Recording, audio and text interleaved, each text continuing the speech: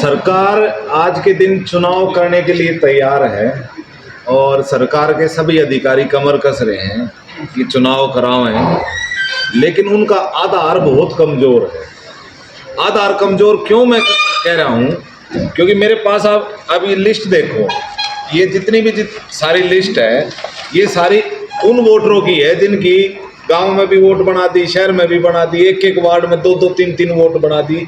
ये उनकी लिस्ट है और ये बोगस लिस्ट ज़्यादातर बीजेपी के लोगों की बना रखी है इन लोगों ने। इन अधिकारियों ने शर्म नहीं आती। अगर भाई बीजेपी तनख्वाह थोड़ा ना दे अकाउंट पे, तनख्वाह तो ये लोगों को टैक्स के खून पसीने की कमाई से ले रहे हैं ना। और भाई एक तरह से लोकतंत्र को हाईजैक करने का सिस्टम इन लोगों ने बढ़ा दिया, बीजेपी ने और इन अधिकारियों ने। भाई मैं यही कहना चाहता हूँ आपके माध्यम से इस सरकार को भी और इन नेताओं को भी बीजेपी के, कि कम से कम इस लोकतंत्र को हाईजैक मत करो, क्योंकि भारत सबसे बड़ा लोकतंत्र कवाया जावा है और हरियाणा में अब चुनाव होने को है। और आश्चर्य की बात देखो कि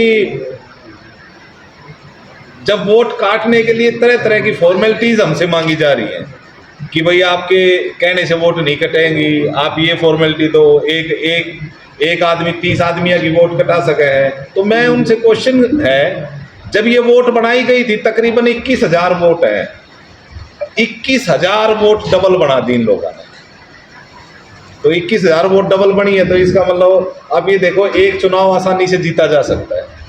और जो जेन्युइन आदमी है, जो वार्ड 7 का आदमी है वो वार्ड 8 में कर दिया, जो वार्ड 8 का आदमी है वो 10 में कर दिया, जो 10 का आदमी है वो 15 में कर दिया, 15 का आदमी 20 में कर दिया।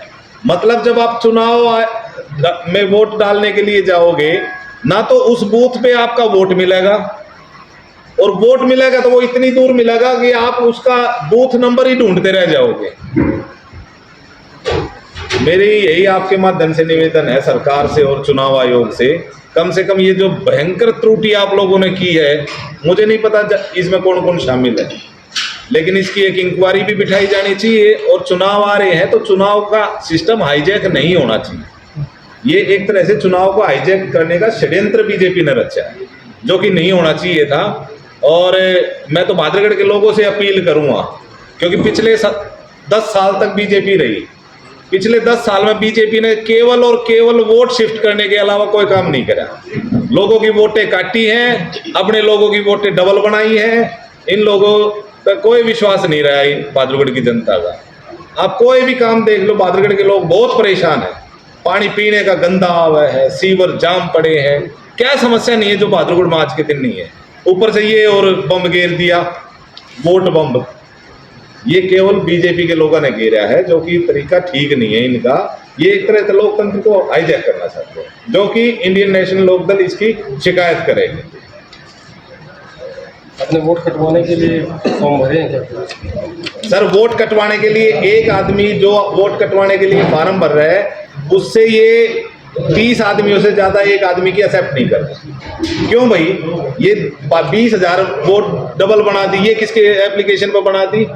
ये कहते हैं डिजिटल इंडिया हो गया। डिजिटल इंडिया में क्या एक आईडी से 2 वोट बन जाएंगी?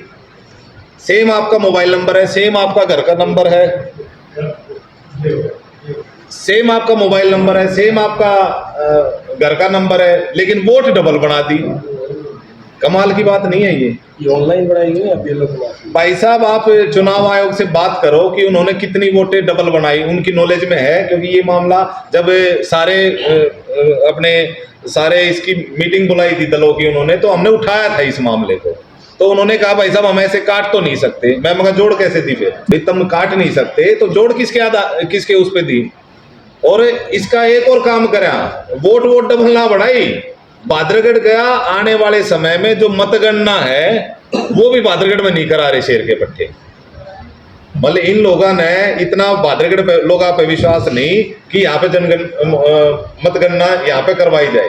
भाई मतगणना जो है वो तो लोगों का अधिकार होगा, यही होनी चाहिए।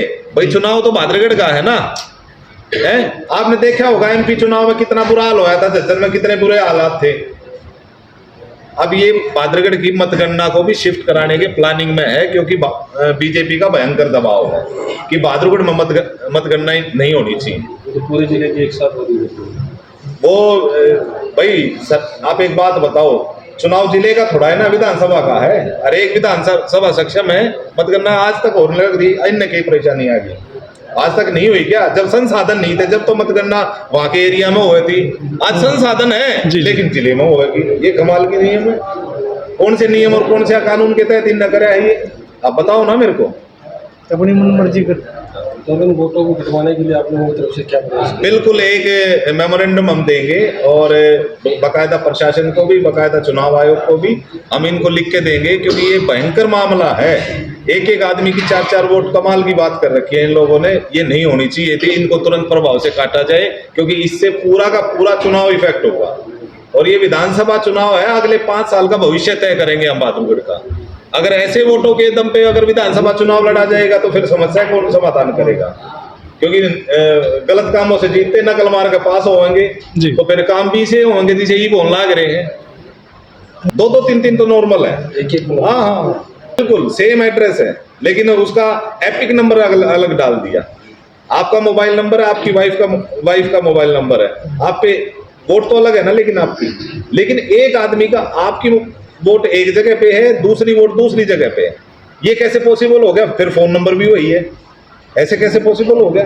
आईडी नंबर भी वही है। आईडी नंबर अलग है ना, इन्होंने एपिक नंबर अलग डाला। आरोप की शिकायत के साथ आपने चुनाव आयोग बिल्कुल हमने इस मुद्दे को उठाया था। सारी अपनी जब पार्टियों की मीटिंग उन लोगों ने करी थी, इस मुद्दे को उठाया था और बड़ी गंभीरता से उठाया था।